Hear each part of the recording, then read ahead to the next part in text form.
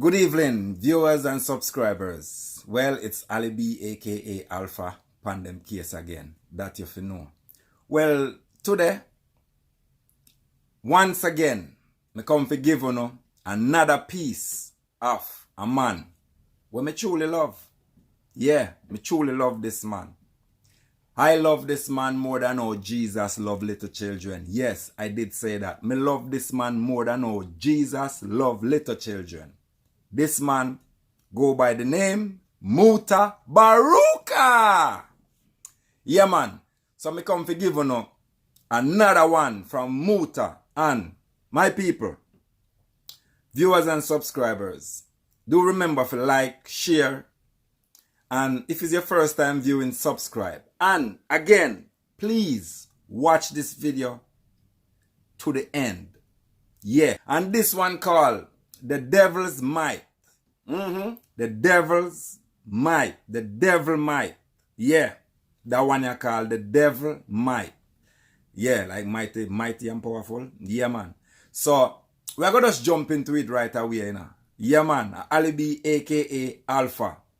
Give you the man called MUTABARUKA. So, wanna just take it in. So, I say, yeah, man. Just take it in and leave a comment in the comment section and tell me if you don't like these shows and if you don't want more. You see what I say? Because when you don't give me an opinion on these videos, it make me.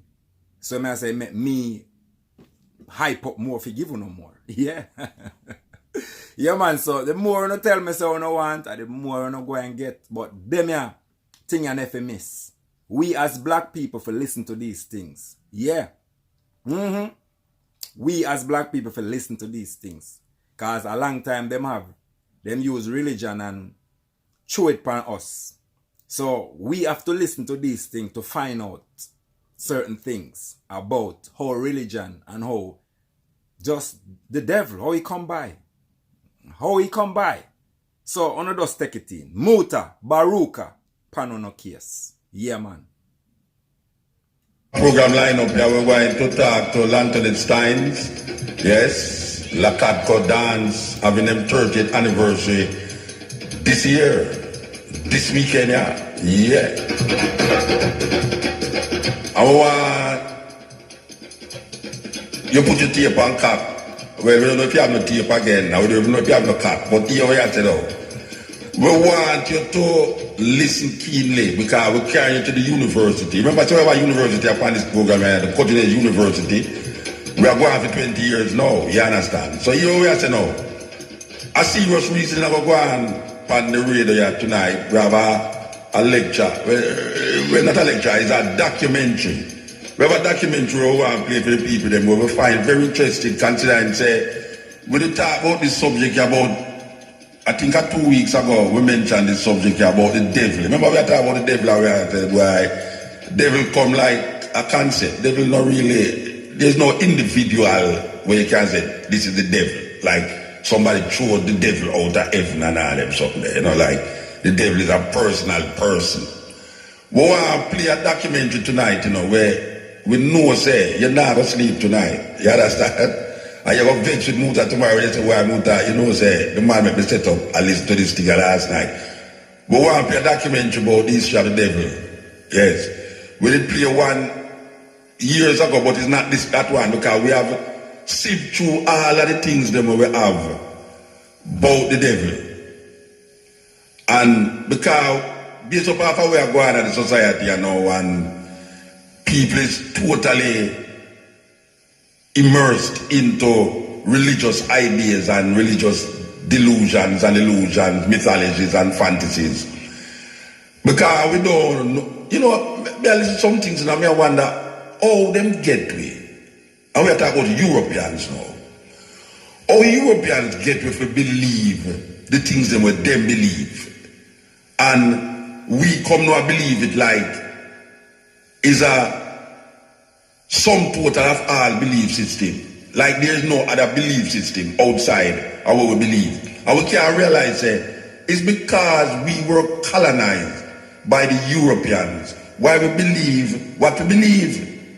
There's no reason to believe what we believe more than say the Europeans can believe it and it passed on to we and we believe it too. And we kill and dead and born and bear children for this belief system where really and truly it's handed down to it. The problem with it is that when we start to believe these things coming from Europe, we give it a historical point, reference point that has nothing to do with the reference point that we give it to.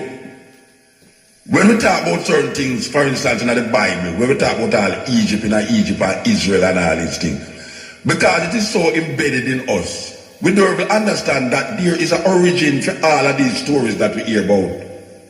When we hear about like God and the devil and all these things, the devil is something where is man create the devil.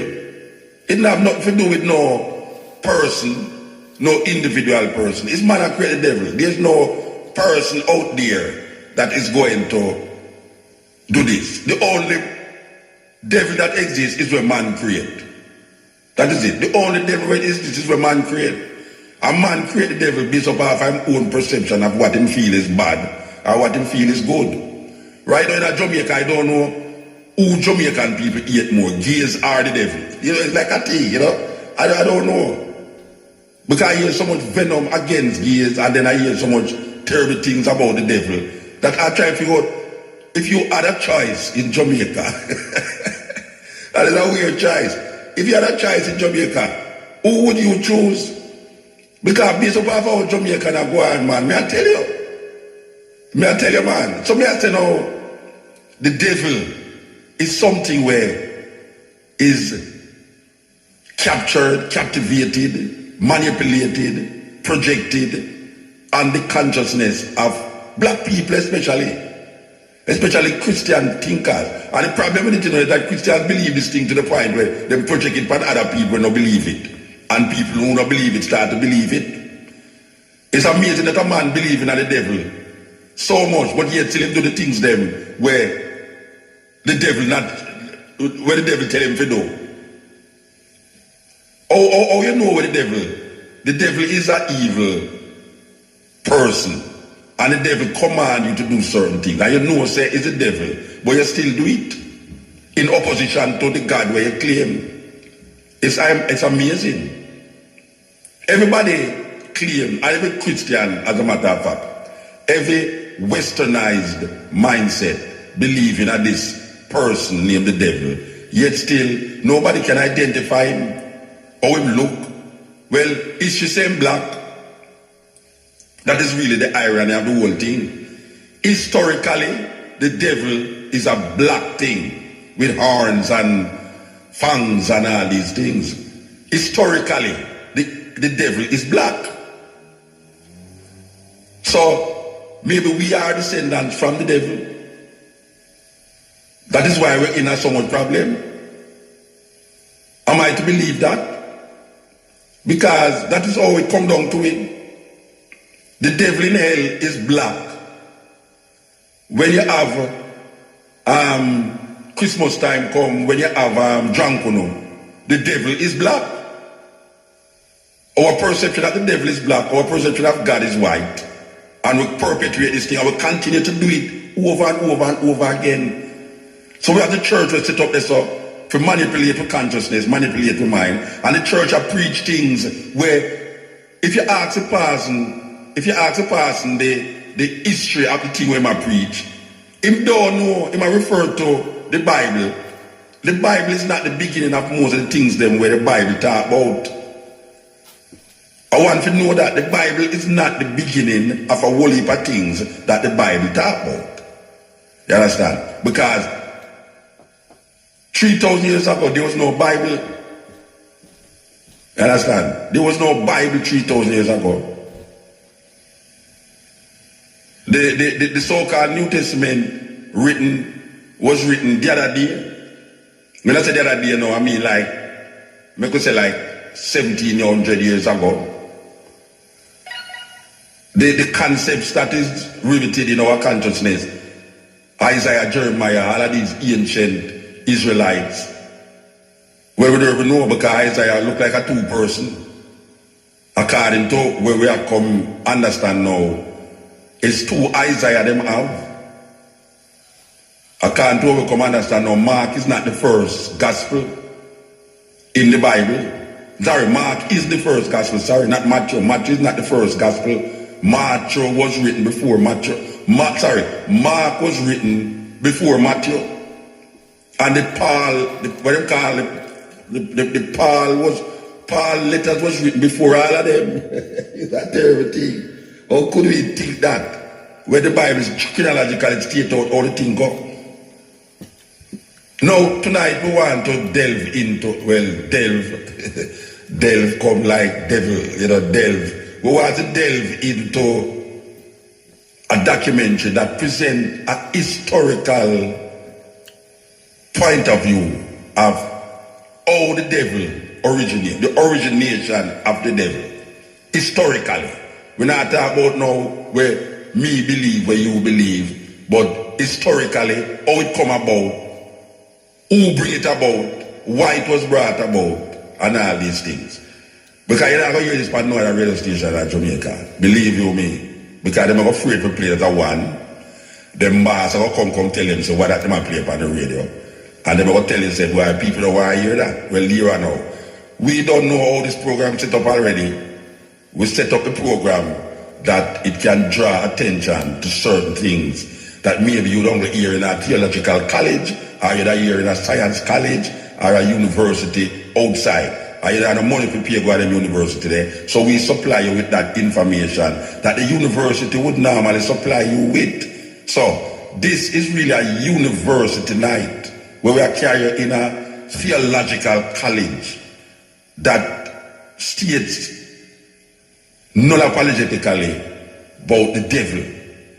Can you imagine? We have a program on the radio where I talk about the devil.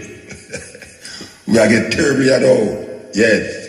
So don't look off your radio, because we know why you get afraid and scared, but we are getting turbulent now. Yes.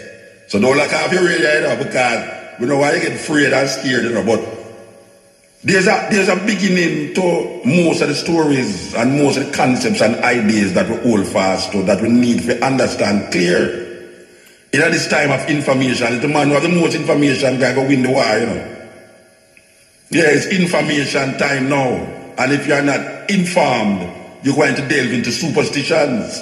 And that is what is running most of our life, Yeah, this is the cutting edge, and every day I already go through the PSCs, informal cutting edge of one, so tonight, very informal, believe you me.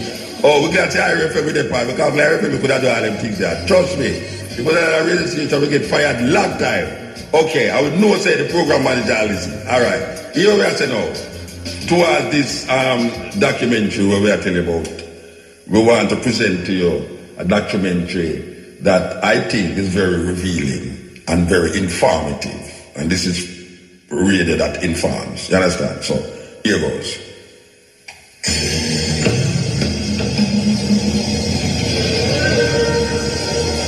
Lucifer, Beelzebub, the beast, Satan. Hail Satan. When you say Satan to me, I think God. He has been called many names. He has taken many strange and different forms. The idea of God's evil enemy has been around for thousands of years. And it still is powerful as ever. Evil is real, and it must be opposed. It's powerful as ever. Evil is real, and it must be opposed. But where did Satan's story begin? Where did he come from? And how did he become the Prince of Darkness?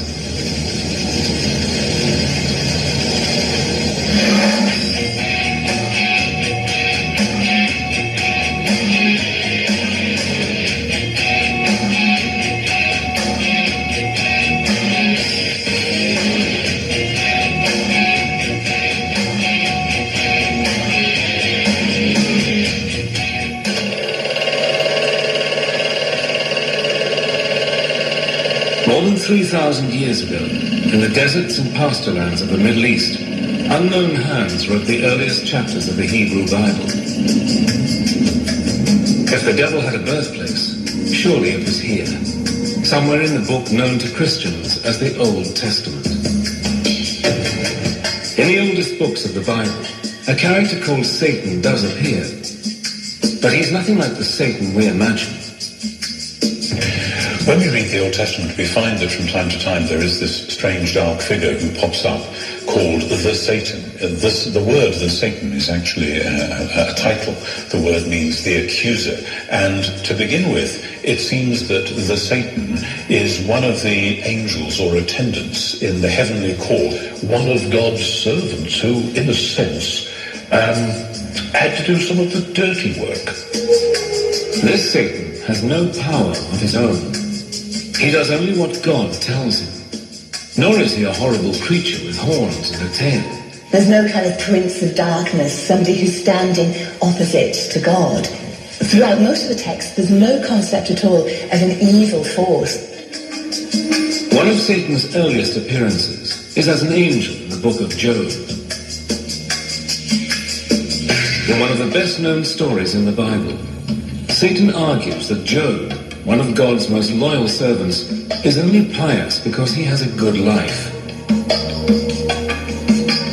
God agrees that Satan can test Job by inflicting on him all kinds of diseases and calamities. In the end, in spite of dreadful sufferings, Job continues to worship God, and Satan loses the argument.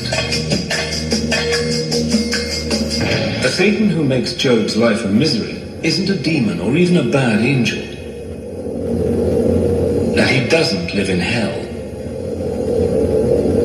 There wasn't any kind of concept of a hell like we have, a place of fiery torment and torture. In fact, to the ancient Israelites, what happened when you died was really very little. You went to a place called Sheol, and this was just a sort of dark, shadowy place, a sort of underworld, where everybody who died went, irrespective of whether you were good or bad. So where is the Satan we know? Where's the fiend who's eternally at war with the forces of good? The monster who rules over the flames of hell and punishes sinners?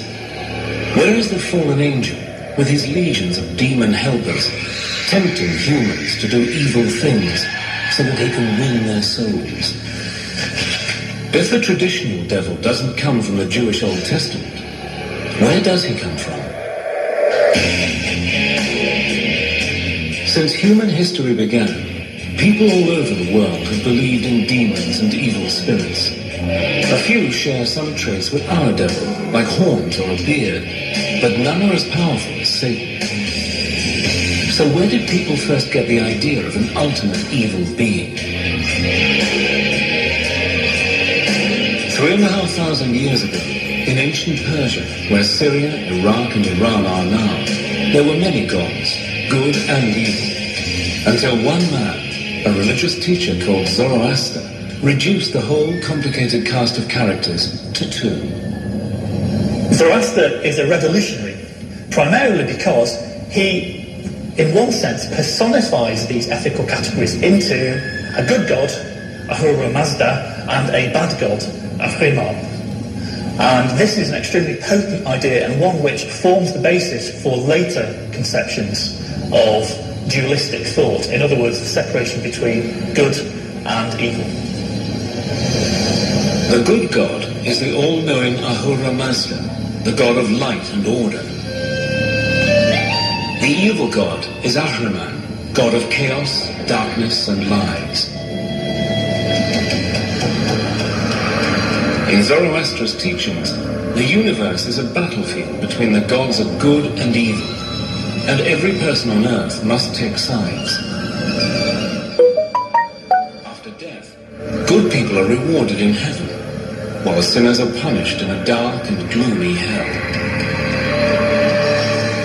It is one of those ultimate, rather attractive kinds of dualism, that this life is a struggle between good and evil, therefore choose good, between light and darkness, therefore choose light. Under the powerful Persian emperor Darius the Great, the teachings of Zoroaster become the official religion of the Persian Empire, an empire which includes the lands of Israel.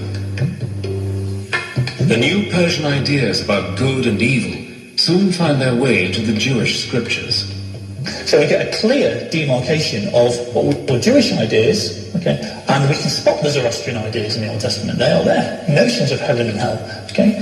The beginning of actually seeing the devil personified as the fierce opponent of God.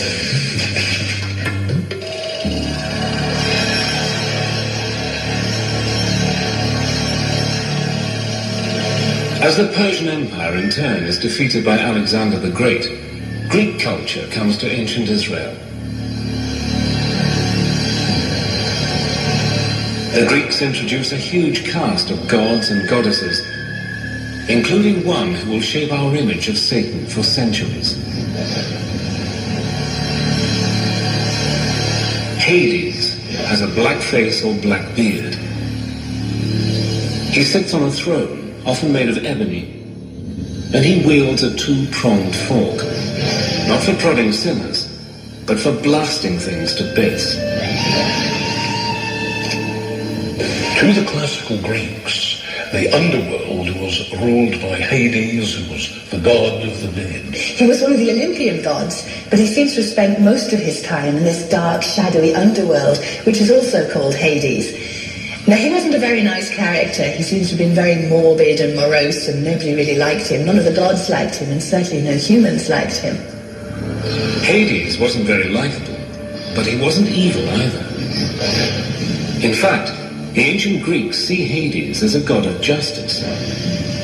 They believe that when people die, they go to Hades, and he decides whether they go to a place of happiness or a place of misery. As ruler of the world underground, Hades is also the god of wealth and abundance. In a dim memory of Hades, people have believed for centuries that the devil can make you rich. As well as the brooding character of Hades, the Greeks give the world another familiar ingredient of the devil's story. In a famous myth, Zeus, the greatest of the gods, defeats the winged serpent Typhon and throws him down to Tartarus, the lowest region of the underworld. Over the following centuries, the myth grows into the story of how the angel Satan rebels against God and is thrown out of heaven with all his followers. Satan's allies, the fallen angels, become his legion of demons.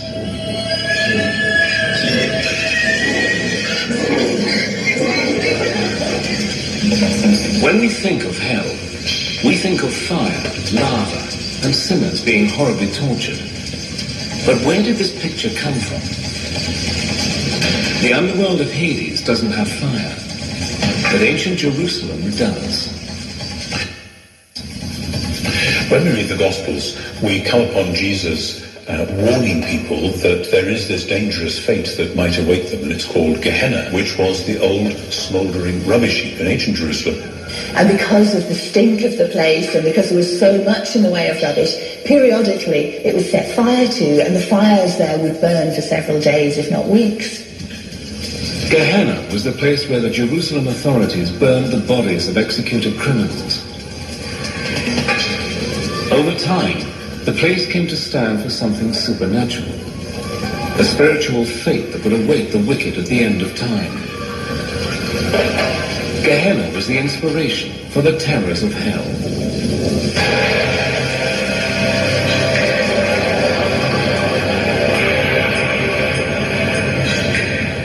By the time the Christian Gospels are written, towards the end of the 1st century AD, Satan has grown into a powerful figure. By now, Jewish lands are ruled by the mighty Roman Empire. It was a time when the Romans were hated bitterly. To many Jews and Christians persecuted by Rome, Satan is the evil force behind Caesar's throne. In the New Testament book of Revelation, the writer gives Satan one of his most mysterious names, the Beast, 666. The beast could refer to the Roman emperor himself. The author of Revelation says that the beast has a human number and it's 666. Now this has traditionally been seen as a reference to the Emperor Nero, and that's because if you take Nero Caesar in Aramaic and count up the numerical values of those letters, it comes to 666.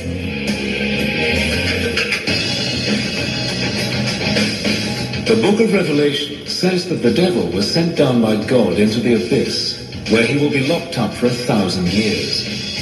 When he gets out, the end of the world will come. An apocalyptic battle will take place as good and evil fight it out to the end.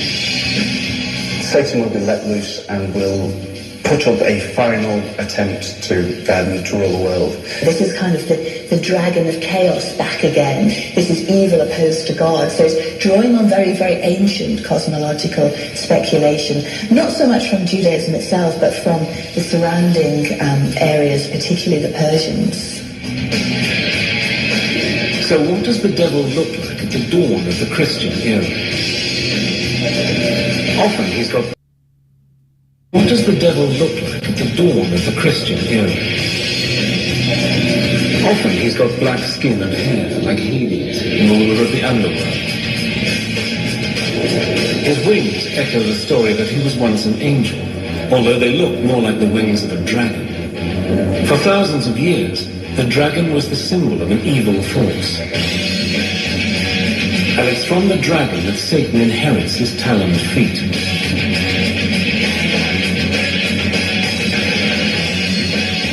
When Satan isn't being a dragon, he's a snake. The serpent, said to have tempted Eve in the Garden of Eden, has long been believed to represent the devil, although the scriptures don't actually say so. In fact, Christian leaders disagree, sometimes violently, about what the devil is like. But one thing they do agree on: he is busy working with and through their enemies. 4 centuries after Christ, a Roman emperor, Constantine the Great, converts to Christianity. Within a generation, the once persecuted religion is the official creed of the mightiest empire on earth. Christian bishops now have real power, backed up by the state, and they use Satan to help them keep it. Again and again, church leaders claim that those who disagree with them, especially other Christian groups, are working for the devil. As Constantine made it the state religion and the state church and an established religion, what Constantine and his immediate successors found hardest to put up with was heresy. Catholic theologians would have said that because heretics didn't believe the correct Catholic faith, they must be worshipping the evil one instead, God's enemy. The logic is relentless. It's us and them. If you're not with the church and the empire, you're with Satan. It's a short step for the church to demand that heretics be put to death. The first executions come 450 years after Christ. Over the following centuries, the numbers of people killed for supposedly working for Satan grows to many tens, possibly hundreds of thousands. Under the protection of the Roman Empire, the Christian religion grows quickly. But the bishops worry that the pagan gods are far too popular. Thousands of Romans still pray to the winged goddess Fortuna, the bringer of luck. But the most popular pagan god of all is Pan. Christian leaders see him as a serious threat who must be discredited. Let's think of the case of Pan and in Arcadia, and he becomes a sort of demon, whereas he's actually a very benign god of music and happiness and lovemaking and altogether to be admired, but becomes a goat-legged demon of satire in the later Christianized versions of it. Satan now adopts Pan's best-known features. He he becomes an ugly, leering beast with horns on his head. His body is hairy, and he has Pan's cloven hooves, although sometimes he keeps the taloned feet of the ancient dragon. So outlandish has he become that he often has a second face on his belly. One of the greatest thinkers of the early Christian church is St. Augustine. Augustine is keen to show that the old nature gods are dangerous demons. According to Augustine, male demons called incubi appear to women at night and seduce them.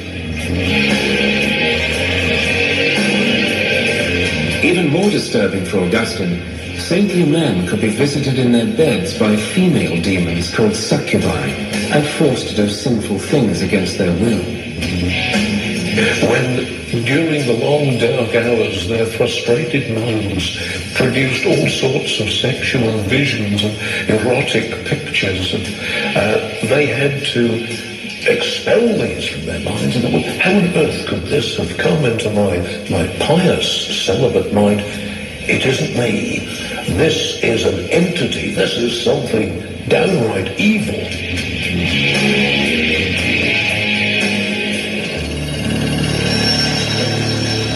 By the Middle Ages, after 1,000 years of Christian teaching, the Church has persuaded its followers that the devil and his demons are real, and that Satan is a powerful enemy. The problem is that some Christians take the idea a lot further than the bishops want.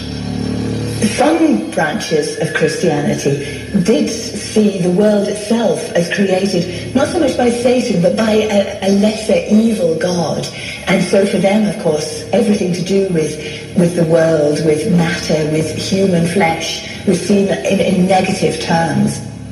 We do find the emergence of something called Gnosticism. Gnostic Christians carried with them this very clear notion of a good God and a bad God. There's the good God who created everything spiritual, and there's the evil God who created everything physical, which means that everything that you can see or touch or sense with any of the five senses is actually coming from the evil God. One group which is taking enthusiastically to the Gnostic idea of good and evil is the Cathars of southern France. To the Cathars, all material possessions are evil and belong to the devil. For a church now wealthy and powerful, this is an uncomfortable, even dangerous teaching. The common people loved and admired them, called them les bonhommes, because they were healers. When the Cathars went around doing good, as they most certainly did, feeding the poor and healing the sick, so they were teaching people to avoid marriage, to avoid procreation, because all you will do if you have a family is to bring that new child into this decadent, evil, physical world where we should all be concentrating on spirituality. Playing a tape, very revealing, you know, and for those of you who don't know, but if you hear mention a country named Persia, is the old-time name for the country named Iran. Why you know that? Persia was Iran was once called Persia. And you can see the connection where a lot of the ancient Zoroastrianism spread its wings when the Greeks invaded Persia. Because you know that Alexander invaded Persia and moved straight up into, like, past Iraq, up Euphrates and all these places. Even in Egypt, it was. But why it's so important to understand how we get influenced by this fable, this mythology, is that because the Europeans was the dominant force in the world, where the Greeks take over, and the Greeks' influence in that part of the world, when named Jerusalem, was so dominant and prominent that the Judaism that we see as Judaism, where the Old Testament supposed to connect to, a lot of it was influenced by the invasion and the dominance of Greek mythology. Just like how now we have in Jamaica, you know, and we was dominated by England, a lot of our perceptions and our stories, our nursery rhymes and all these poetry and all these things is dominated by English, the British. So we have to look at it in the context of we are influenced by the colonial masters, and the colonial masters was British. The Jerusalem and all of these places in that area was influenced by Greece and Rome, because there was a time when Greece was the dominant colonial masters, and then the Romans come and dominated. So a lot of the influences, a lot of the style of writing, the style of dressing, and just the style of thinking was dominated by the Greeks and the Romans in that time. So religion never escaped it. The culture of the people in that part of the world never escaped the dominance of the colonial masters. You understand? We have to recognize that we never escaped British colonialism and the culture that British culture brought when they colonized Jamaica. So it is not far-fetched to understand that the people who is writing the Bible, the first time the New Testament was written was in the Greek language. Was in the Greek language. I will say time and time again that there is no word for Jesus Christ in Amharic. The Ethiopians use the Greek word. As a matter of fact, the name Ethiopia itself is Greek. So you must understand, even in Ethiopia, the most ancient country, was influenced by the Greeks, to the point where Ethiopia is still called Ethiopia. And it is an Ethiopian word. And the name that the Ethiopians use for Jesus Christ is a Greek name, Jesus Christos. So, I say no more. We'll go back to this documentary. If you were Catharist, then you were actually in league with Satan. To question the church was to question God. Pope Innocent III announced a crusade against the Cathars. He tried to convert them back to Catholicism. That hadn't worked. The only thing he could do now was kill them. The crusade against the Cathars, launched in 1209, turns into a brutal 45-year war. At least 100,000 people die, partly for saying that Satan is even more powerful than the church sessions.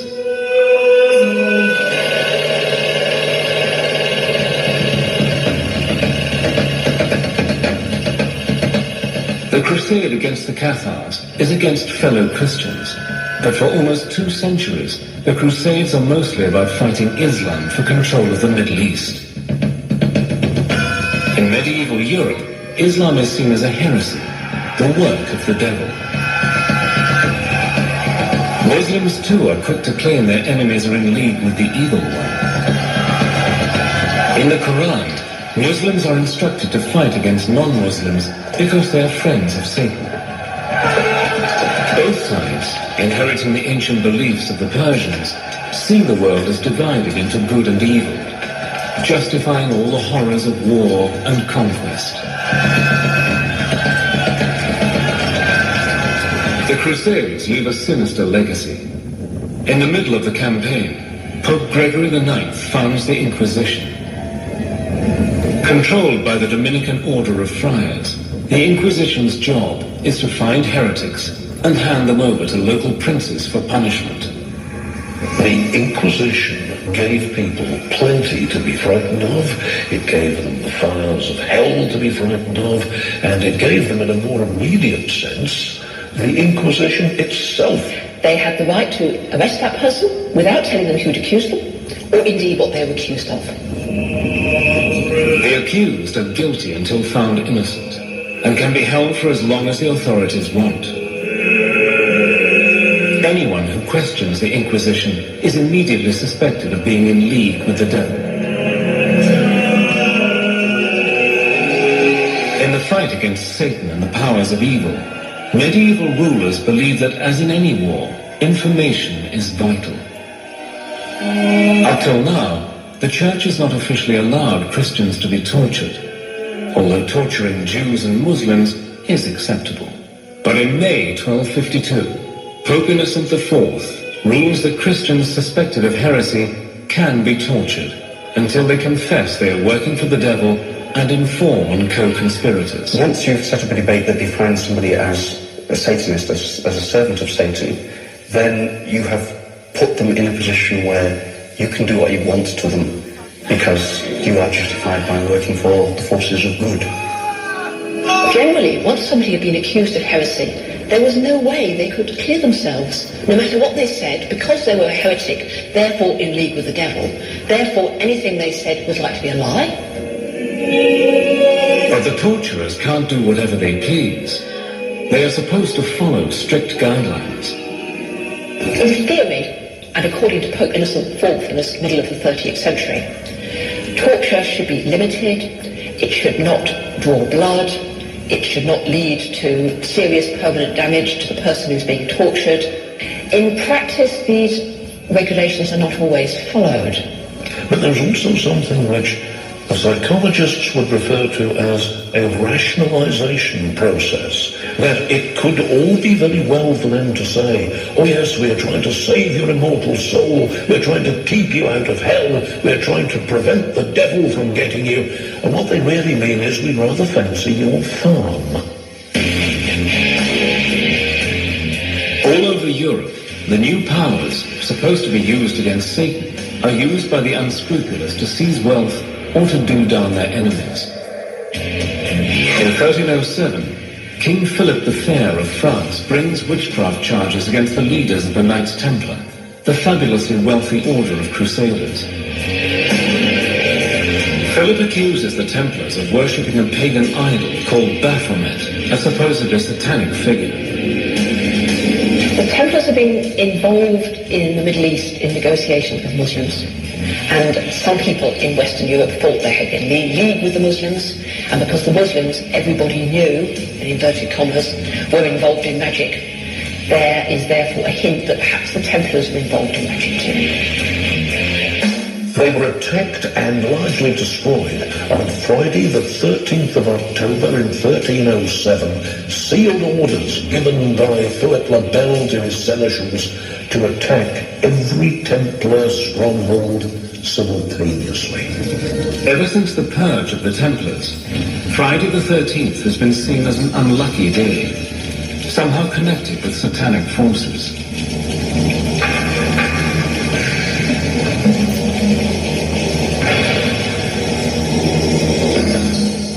In 1320, the war against Satan is wound up another notch. Pope John the 22nd orders the Inquisition to target any kind of witchcraft, sorcery, or necromancy. A big worry is that unscrupulous priests who know how to drive out devils with the rites of exorcism might instead use exorcism to invite the devil in. Formulas, Latin formulas and rituals which can be used to command the demon. Now, once you've got a Latin formula that has power to command a demon, I could use that to command a demon to do my washing up, you know? I could use that power to command a demon to get this woman I fancy into bed. The necromancers are interested in using the formulae of exorcism to command demons to do other things that they are interested in. You know, a demon could make me rich. A demon could find some hidden treasure for me. Fear that necromancers and witches are all around, conjuring up demons and making pacts with the devil, sweeps across Europe.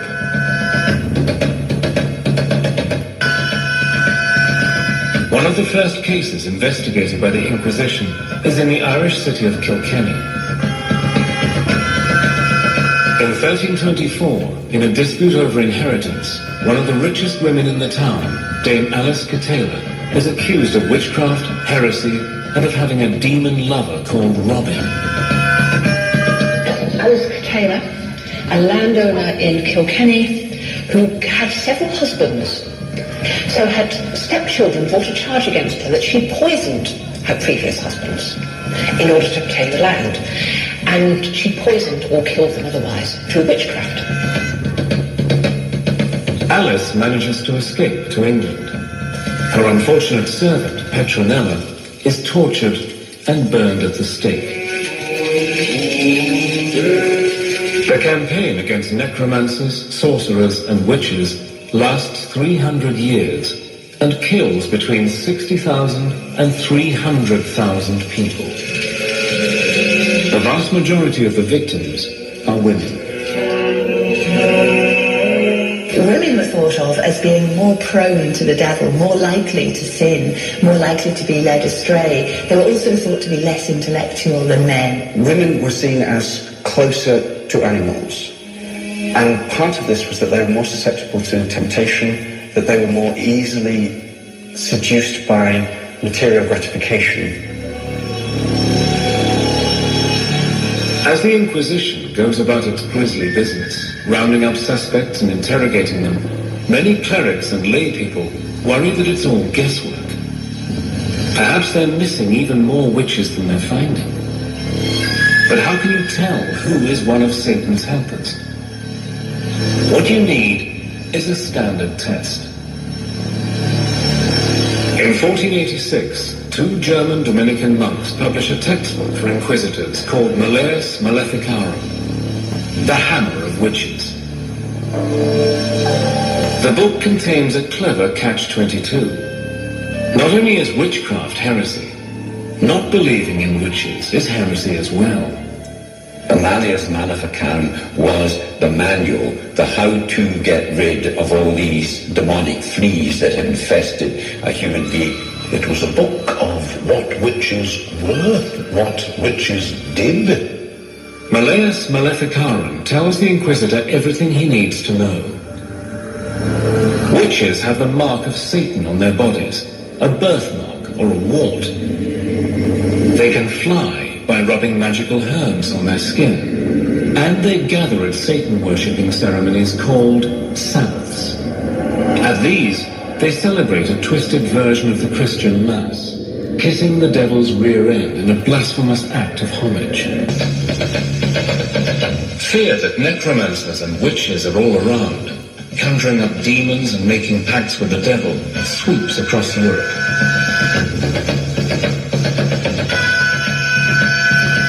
One of the first cases investigated by the Inquisition is in the Irish city of Kilkenny. In 1324, in a dispute over inheritance, one of the richest women in the town, Dame Alice Catela, is accused of witchcraft, heresy, and of having a demon lover called Robin. Alice Catela, a landowner in Kilkenny, who had several husbands, so had stepchildren brought a charge against her that she poisoned her previous husbands in order to obtain the land. And she poisoned or killed them otherwise through witchcraft. Alice manages to escape to England. Her unfortunate servant, Petronella, is tortured and burned at the stake. The campaign against necromancers, sorcerers, and witches lasts 300 years and kills between 60,000 and 300,000 people. The vast majority of the victims are women. Women were thought of as being more prone to the devil, more likely to sin, more likely to be led astray. They were also thought to be less intellectual than men. Women were seen as closer to animals. And part of this was that they were more susceptible to temptation, that they were more easily seduced by material gratification. As the Inquisition goes about its grisly business, rounding up suspects and interrogating them, many clerics and lay people worry that it's all guesswork. Perhaps they're missing even more witches than they're finding. But how can you tell who is one of Satan's helpers? What you need is a standard test. In 1486, two German Dominican monks publish a textbook for inquisitors called Malleus Maleficarum, the Hammer of Witches. Yeah, this is the cutting edge and IRFM, and is a lesson in the development of how the devil developed into what we now call the devil. Nobody can identify this individual. people identify actions that they claim is not good as devil actions, but is only evil. It has nothing to do with a person or a thing that is outside of the human being, that is driving the human being to do these things, unless the outside thing is what stir up the psyche of the person who then now do this evil thing. In other words, for instance, if a child does something wrong and you tell the child not to do it and the child continue to do it, there is something in your consciousness, in your mind, that is getting so aggravated that you need to lick the child. To feel say the child must stop, and the only way you can stop him is to give him a ratted lick to make him stop. And then you continue to say no, that is the devil make the picnic go on so. But then you lick the child and the child drop down and dead. You start to say, no boy, you never mean to lick him so, the devil trying you say, man. You never mean to lick him and kill him. The actions is what is conditioning the consciousness, or what is conditioning the psychology. It has nothing to do with any individual entity with two hands and a black, somebody with wing, black wing, and sit down upon a ebony throne. But one thing we can learn out of this documentary is that, one, the idea of Friday the 13th. You know, if you go in most places, you do have a 13th floor, where you go in an elevator. Look here how tall the building is. There's no 13th floor. Them skip the 30. It's like one man that skip 2 in a Jamaica and say they're not 2. Them say 1, 3.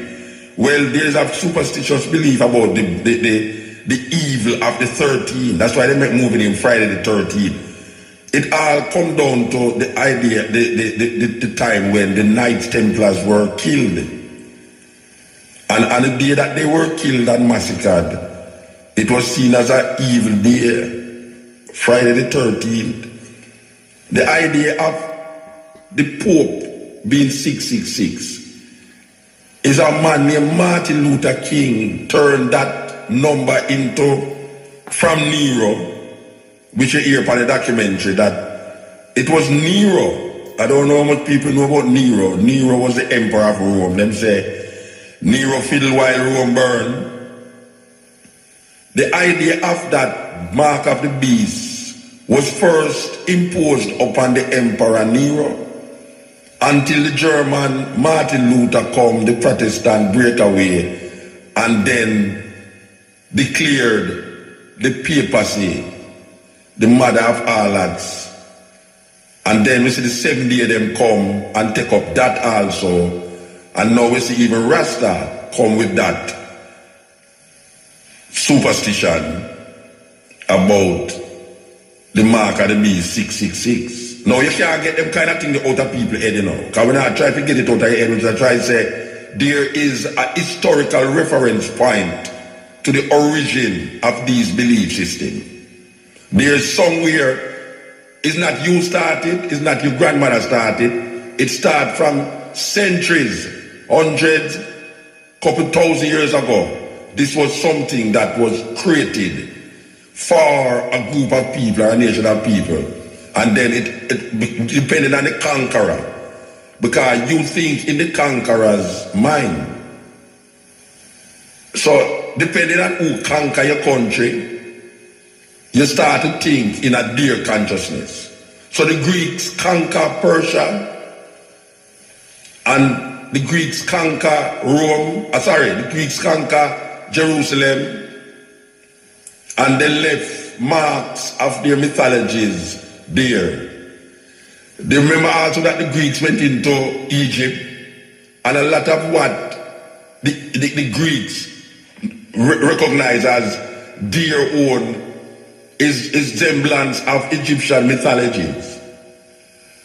And it moved from the Greeks to the Romans, and then the Romans, in accepting what we now call Christian belief, Rome, under this man named Constantine, developed it as a state religion, and it become embedded in the consciousness of the people them, where Christianity was no longer a pagan religion, because there was a time when Christianity was seen as paganism. A lot of people don't know that, but it's true. In Rome, Christianity was once seen as paganism, and when Christianity flourished because of this Roman emperor, it became a state religion, and most of the doctrines of of Christianity is based upon what Constantine declared to be appropriate for the state, the Roman state. So the Romans conquered Jerusalem and demolished Jerusalem, and so Jerusalem become almost like a Roman colony. And there is where we have a lot of the influences of Greco-Roman culture and what we now call the Holy Bible. A lot of people don't want to accept these things, but it's true we are without send the people them the wide way. You know, theologians will tell you that. I mean, Ian Boy will tell you that. Ian Boy knows it's true MUTABARUKA attack, and a lot of scholars out there will study all these things. No say, even though we never go to school, go study these things, but because of our private trying to figure out and understand really what we believe in and why we believe in and what we believe in, we go out and just find it out ourselves. We are saying that most of what we take for religious belief is given to us by Europeans, especially the Greeks and the Romans, what we call the Greco-Roman understanding of what we call religious belief. We in Africa have our own understanding, our own religious ways of understanding belief system, our own belief system. But because we were colonized by these people, we refuse to accept what we had in Africa. And we give up that. And somehow we don't even give it up. We never even know that. Because we're born into colonialism. And because we're born into colonialism, there is no teacher of Afrocentric spirituality or African spirituality to guide us into that, and then we can choose if we want African spirituality or if we want European understanding of spirituality. We never even to connect or have a choice. We never have a choice of spiritualities, of religious beliefs. We never even to connect or have a choice. We never have a choice of spiritualities, of religious beliefs. So we grasp the Greco-Roman understanding and we demonize everything else. You hear the people say, Christians who don't accept certain things in Christianity was seen as devil worshippers too. So it's not only non-believers get what them call under the Inquisition, you know. Remember, say, it's the Pope them are upholding now. It's the Pope them are upholding in Europe. And if you're not with the Pope, you're supposed to be burned at the stake. Even if he's a Christian. Even if he's a Christian, if you're not with the Pope, you was burned at the stake. You will see that practicing witchcraft. So everyone have to line up themselves with the Pope of Rome. There's a story about Elizabeth, Queen Elizabeth I, where the Pope of Rome tried to kill her because she started to take a different turn, a different way, and them send people to kill her continuously. And she manipulate, and then she never get killed by the Pope. But the popes at that time were some evil people. When them talk about Africans who are do this and do that, them now forget say Europe go under some serious medieval dark, whatever the word is that can describe evil, was in Europe. So we look at this documentation and we are saying, after analyzing this idea of devil and God, these perceptions that we have of the devil and of God, it's not because we critically examine the philosophy of these ideas. It's because it was given to us from birth. And our minds is so embedded from birth into it. That way, there's only one way, because there's no other way. Because the only way you can choose is if you have something to choose from. And the from is very important here, because you can't choose from one. There's no choice in one. When a man say, I him choose this, you can't choose this if you never have something to decide that your choice is this. You choose it because the choice of wanting or understanding came from somewhere that is not of your choice. A man wear a denim pants and him say, yeah, we wear a denim pants and me choose to wear the denim pants. Yeah, of course you choose to wear the denim pants. But get right down to it, man. Maybe if you had a choice between not wearing a pants and wearing a pants, you maybe wouldn't wear a pants, but because the society set up a way for you to wear pants, you have to go wear the pants, and if the denim pants is in, based upon of fashion and what I wear, you wear the denim pants too.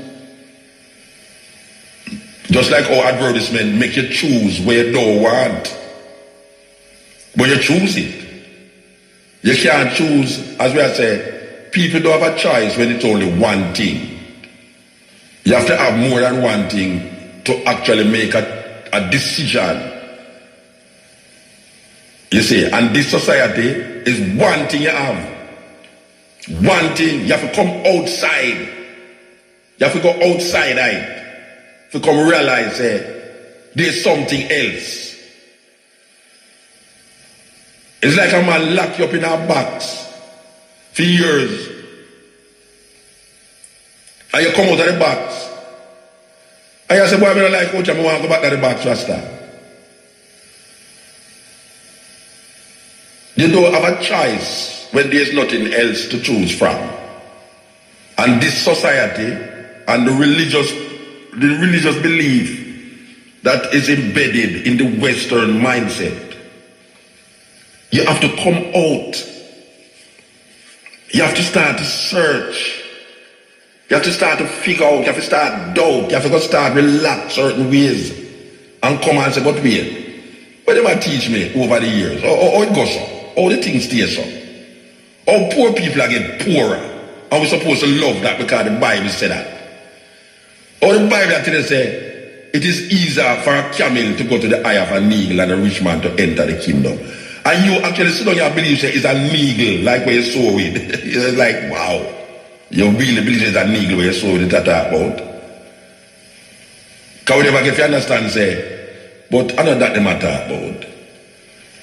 So it leads in a position and say, well, I don't want to get rich, Rasta. Because rich man can't go heaven and all these things. And you really sit down and think that. The man said, just want to have enough. What is enough?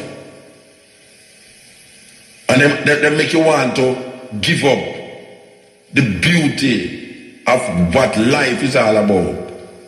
And make you feel, say, there's something better out there that you don't even know about. You don't even know about. You don't know nobody who experience it. It's just a hearsay. And all of these things is coming from mythologies that was created and designed to make you feel insecure about your life. And that there's something, it's like the Islam, it's like Muslims. Them promised the man to tie on a bomb on him, to blow up some people, to be a martyr, because when he reach into heaven, him going to sit down with a lot of virgins. A whole heap of you get sold that in the so-called Middle East. Them sell the youth them that tie on a bumper, you block the place. Don't worry, you become a martyr, you go to heaven, you get 72 virgins, and your life will be better. What a terrible thing. Because they want you to feel that this life, what is this life? This life is of no value. You know, it's like how them put the philosophy in front of you. It's like you can't appreciate this life. That's why the next life, things will be better. So people don't put no value upon life. People put value upon death. That when you're dead, everything will go alright. Because you'll go to a better place. That is the philosophy where them sell with. It have nothing to do with you. It have something to do with colonization. How the colonies impart this so-called knowledge, these mythologies, these illusions, and the minds of black people. All the way you hear upon that documentary is relating to how Europeans view the devil and what them develop after viewing the devil a certain way. How them start to massacre them own people. Them own people, them start to massacre them own people based upon a mythology and an illusion that was taken from a next culture. So them use that next culture to validate themselves and then build upon that culture, build upon that belief system, and that belief system become a part of their inheritance. And when them go into a next country, colonize the country now, it become those people, even though those people have a culture of them own and a religious persuasion of them own, but that religious persuasion is wiped out because of colonialism and then replaced with the European mindset. And the European mindset now decide and determine how you think, when you think it, and why you should think it. So the man say, like when the man say, Hades supposed to be hell. And the man actually say, yeah, you see a place in Jerusalem, there was a place where they used to burn people, like criminals. When them crucify the criminals, them have a place where them burn them body. Because we go to this place named Calcutta. We go to Calcutta and right now it's a bus stop there. But Calcutta is the place where them used to crucify people. That is where them tell us them crucify Jesus Christ, Golgotha. The mountain of the skulls, or hill of the skull, whatever them call it. Because the road, the side of the hill look like a skull. And them show you say, this is where them used to kill, this is where them kill, criminals. Them bury, not them bury them, them crucify them. But there's a place now where them take them out, them carry them, go burn the body. Because your cultures like that, them don't keep bodies certain way, them burn the body, right? Alright, so the burning of the body represent a certain look and a certain thinking. And this place is where the idea of you shall burn in a bottomless pit, hellfire, bottomless pit, is this where it come from? That pit that them put the dead bodies in and burn it, now become your resting place. If God don't like what you do, He's going to throw you in a bottomless pit with fire, a burn and lava and brimstone as a bunny for 1,000 years. Who create those things? Who have the people that in fear and collect their money? Because the more you have fear about this thing, it's the more you will want to give away your inheritance. And that is what we see going. Because right now, black people, especially in this part of the world, who embrace this idea, we don't have no land. Landless. Land is the basis of power. If you don't have no land, you don't have no power. Most of the wars that have been fought in the world was fought over land. So if you don't have no land, you don't have good house, because if earthquake, hurricane, or anything which was sent by your God, if it comes, it's you first it leak. When it's you, mostly I go to church. So isn't it ironical that the people them who go to church most is the people them who is affected most by an act of God? Think about it. The people them who go to church most in a poor countries like Jamaica, when an act of God leak, it's them first it cut up and kill. How is that mindset? How we figure out that? Really? Forget the messenger. Think about the message that we are saying. Think about the message. That you who pray mostly is you who get destroyed easily by the same personal thing that you're praying to. And the church represents that force that maintain this supremacy over the people, this fear and this doctrine that has been perpetrated and created by the Greeks and the Romans for thousands of years, and it keep going on and on and on and on. But guess what? It going to stop, you know. It going to stop, because the more information is presented, is the more people going to recognize it. But wait there. Stop. Hold on. All this thing I go so all the while. You know, she said, our grandparents, our great-grandparents get fooled. Them fool them. So, who going to stop the cycle of craziness that has continued in this part of the world for 500 years against black people? Yet still it never just started with slavery, but it started with the invasion of Africa by outside forces, by the Arabs, by the Greeks, by the Romans, and now by the Americans and the Chinese. All of them invade Africa and now continue to perpetuate the illusion and the lies and the minds of black people to make black people feel, say, they hear this devil is a black person with black wings and two arms are pushed out of them head. Meanwhile, the goodness of heaven is perpetuated and visualized by a big fat white man with white beard sit up on a white cloud with white winged angels and white clothes. And we sing in the churches, though our sins be like scarlet, but it shall be as white as snow. Because everyone dreams of a white Christmas.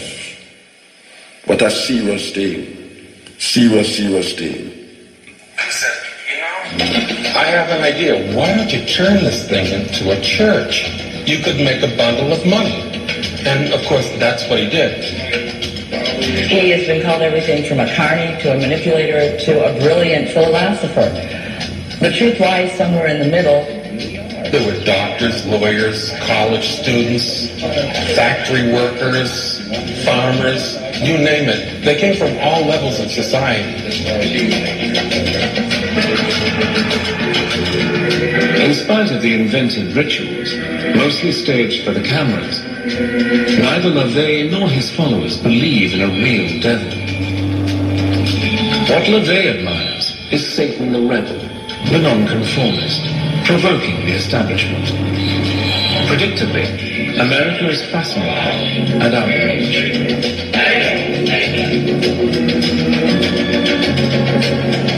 In 1967, the 60s fascination with the occult, spearheaded by LaVey's Church of Satan, gets a powerful boost from Hollywood. The film Rosemary's Baby, a dark tale of devil worshippers in Manhattan, is a massive and unexpected hit.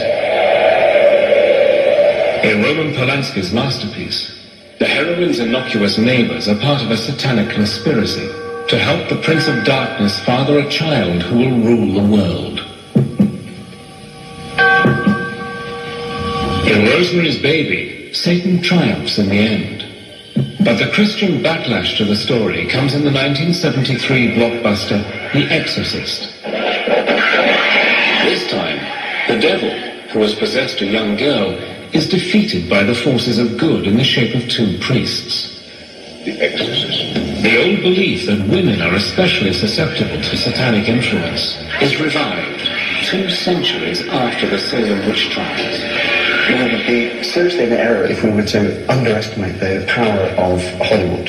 I think that the biggest impact was probably around the time of The Exorcist. I know many people I've talked to about the movie, especially those raised in a Christian household, who are very frightened by it, very upset. It's the war between good and evil, but evil is in a whole new dimension, and it's very personal. It made being possessed almost fashionable. The numbers of people who were seen to be possessed just took off. I've been invited to exorcise people who were convinced they had a demon, and you will get people who will put them through it. And it can be very violent and very dramatic and very expressive, but it can really flip someone into serious, serious ill health. Hollywood's discovery that fortunes can be made with stories of possession and devil worship stokes the fires of a paranoia that has lain dormant since the days of the witch trials. In the 1980s, stories about a vast conspiracy of organized Satanists sweep the media. Known as the Satanic Panic, Christian groups allege mass satanic abuse of children and tens of thousands of kidnappings. Part of the Satanic Panic started with accusations of satanic ritual abuse. Groups of people who declared themselves as Satanists were believed to be taking people and children and damaging them. There were all kinds of dark suggestions about children disappearing and about child sacrifice and ritual murder. Although hundreds of people are arrested and imprisoned, when the FBI finally launches a full-scale investigation in the United States, it concludes that the satanic abuse allegations are all groundless. We just want to mention, as the man talk about satanic abuse and groundless, there was a time in Jamaica when the people them used to say Rasta fall into that category, where them say we used to take children and carry them into Warwick Hill and sacrifice the picnic them. This is we Rasta who don't ever want to eat a fish, much less. Them used to say that about Rasta in Jamaica. I want to know that. They don't know a far-fetched thing. Rasta used to take people and take children, as a matter of fact. Rasta was the boogeyman at that time, because we used to say we are black art man. Now only for Rasta now turn white art, but we are black art man. In them days they were a black we are dealing like Paul Bogo we say black for black, skin for skin, color for color. So when you hear the man talk about witch hunt, when them used to say satanic people take away, the FBI investigate and find say not go so. Well, we never say have no people who are take a picnic, because right now people are take a picnic in Jamaica for a different reason. You have pedophiles in Jamaica, you have child abusers in Jamaica, where after them done rape the little people them kill the people them. That have nothing to do with no satanic cult. It have something to do with the perception of the people them who do it. There's a certain perception. It's like when you're reading in the Bible about Abraham. Who would have ever realized that this story is upheld by a lot of Christians? Where a man have sent his son for sacrifice him because some spirit tell him say, him want to prove to see if him really love him or not. He must take him only son and sacrifice him. So the symbolism might boil down into Christianity, where them show we say God gave his only son. That is the greatest love that a one could show to the next one. That is the greatest only son. The only son, suppose the death of this son supposed to save the world, but guess what? You see, from that son dead till now, evil rise up more than ever before. And we see it manifest right now in Jamaica. Where Jamaica is the 5th most murderous country on the earth. And it has the most churches in the world. Oh, nobody not, oh, we not think on them something, and not see the things. Like, something wrong, Rasta. Something wrong. If you have so much church in the world and the most murderous place in the world, then something must wrong. And people there talk about, well, you see, we are blessed enough because of hurricane lick. Watch your man. Oh, no, go and talk. Hurricane lick your house. We want to the one house to mash up. We want to look at you to drown. And all these things. If it not happen to you individually, you say nothing happen. But you have thousands of people. Want to the man who are planting banana them. And I wait for banana them come and the one hurricane come out, so whoops and wipe the whole life, liquid the whole everything. When borrow money from bank and rod and this, that, and then buy fertilizer for children banana that you can have a prosperous little family and thing, and the hurricane just come and so boom, wipe the whole life banana. And you down on the road that talk about, well, I'm glad boy, we see nothing happen. We God bless. God bless. The man that said Mary lose all life banana. A little man just get a little money to build up a little shop to put him family in her. And when he put him family in a little shop, the hurricane got to whoops and blow him little shop, him picking them now, nowhere to leave him, have to go in the arena, him have to go to Portmore Center and all these places, to go lay down in a, when he done set up himself already. It is easier for a camel to go to the eye of an eagle than the rich man to enter the kingdom of God. That is what I'm saying. You get it in all periods of history. I think you get it much more virulently nowadays because one of the most potent instruments for spreading hysteria is the modern telecommunications industry. If members of satanic religions mostly don't believe in a supernatural devil and don't pray to Satan, what does the devil represent? Some Satanists claim the devil stands for a spirit of change. A lot of people are frightened by the term Satanism. A lot of people automatically think that Satanists are bad people. They should be no more scared of a Satanist than they should be scared of anyone else they meet. You know, what Satanism means to me is opposition and balance. Alternative thought, playing the devil's advocate. There is no good and evil. I mean, to a mouse, a cat is this horrible, evil thing with fangs. But to the pet owner, the cat is heavenly. We create our own reality. That's the whole idea behind Satanism. In the United States, surveys show that almost half of Americans believe the devil is real. Even non-religious people instinctively divide the world into good and evil, the opposing principles taught by Zoroaster to the ancient Persians.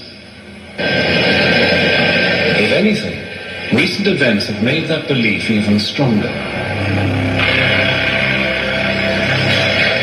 In September 2001, the massive terrorist attacks on the United States, which destroyed the World Trade Center, shocked America to its core. To many, it seemed as if sinister forces had gone on the offensive. It was easy to believe that this was a showdown between the forces of good and evil. To the US government and a large section of American opinion, the attacks were about much more than politics.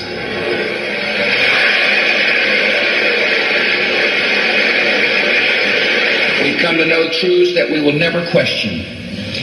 Evil is real, and it must be opposed.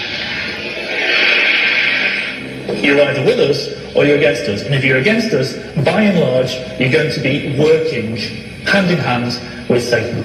It was Reagan that talked about the evil empire. Bush talks about the axis of evil. It's classic, ancient, dualistic thinking. In the wake of the 9/11 attacks, President Bush gave the job of catching Osama bin Laden, the man responsible for the atrocity, to Lieutenant General William G. Boykin. But according to Boykin, America's real foe isn't bin Laden. In the general's words, the enemy of the US is a guy called Satan. Since 2001, the draconian measures taken by the US and other governments in the war on terror are uncannily like those of the war on Satan of 400 years ago. Imprisonment without trial, secret hearings, anonymous tip-offs, and torture. We are seeing a similar willingness to justify mistreatment, to justify the removal of rights, to justify the use of torture against the perceived enemy in the war against terrorism. If you're fighting a war against evil, what begins to happen, I think, is that you end up by turning into the evil that you're fighting.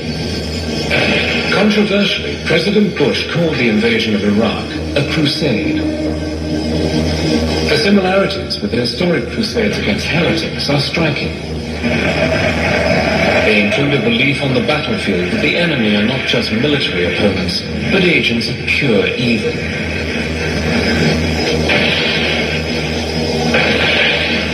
In November 2004, as US forces launch a massive attack on the Iraqi city of Fallujah, a senior Marine officer, Lieutenant Colonel Gareth Brandon, makes clear who he thinks the enemy is.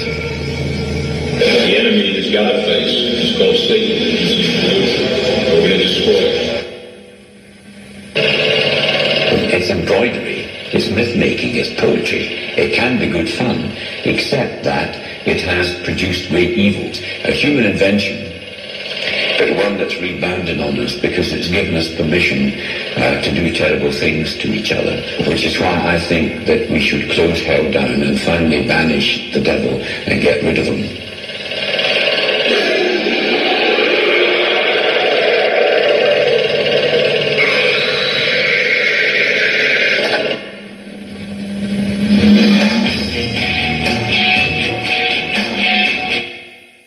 Yes, the man say, banish the devil and get rid of him once and for all. You know, the problem with that idea is that if you get rid of the devil, you have to go get rid of God. And if you maintain God, the devil will always exist. It's a serious thing. Think about it. It's one kind with two sides. If you continue with God, you have to continue with the devil. And if you want to get rid of the devil, you have to get rid of God. So human beings inside of this Western world have a serious dilemma to deal with. So the point is that there is no heaven in the sky, nor no hell under the earth. Heaven and hell is a human construct in the psychology of trying to understand actions that human beings perpetuate, whether in the interest of other human beings or at the detriment of other human beings. So when we look at the action, we see there's evil actions, and good men do evil things.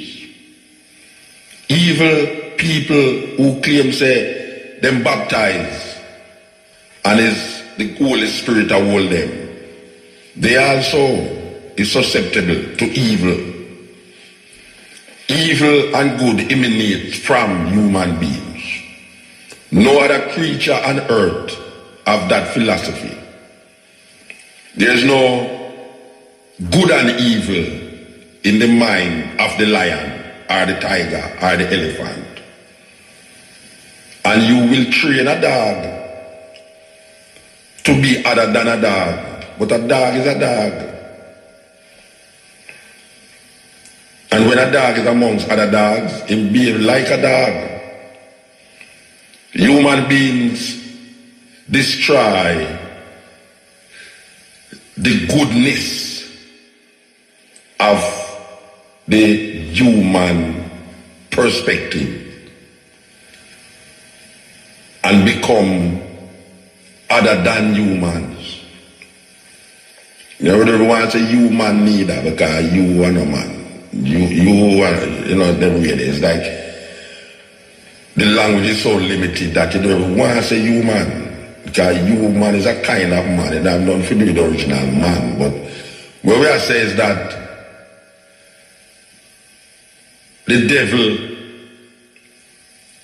only exists in the mind that conjure up the devil.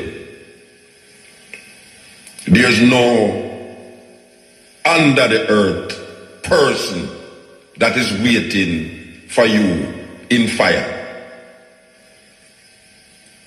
There's no person under the earth that is waiting for you in fire. And no one that has died come back to tell you that. But why, if nobody experienced it and tell you, why we hold it as a knowledge? Why we hold it as knowledge based?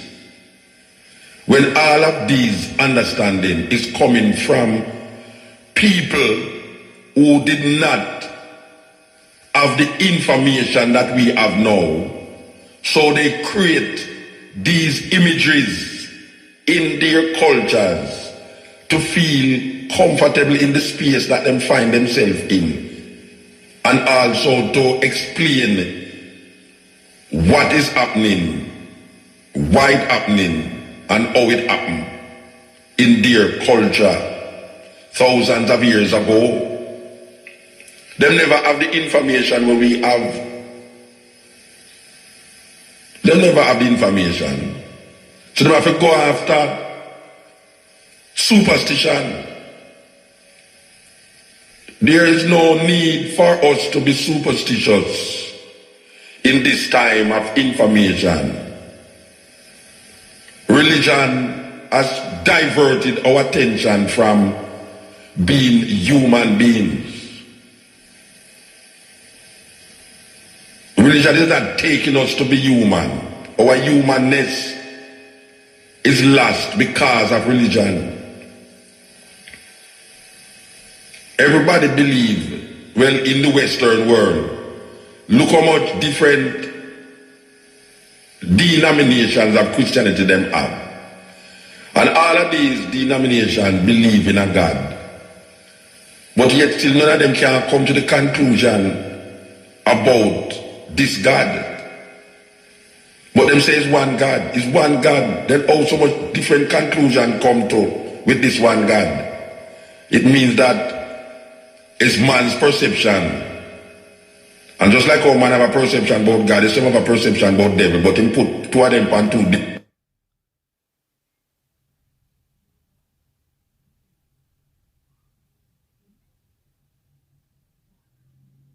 Good day.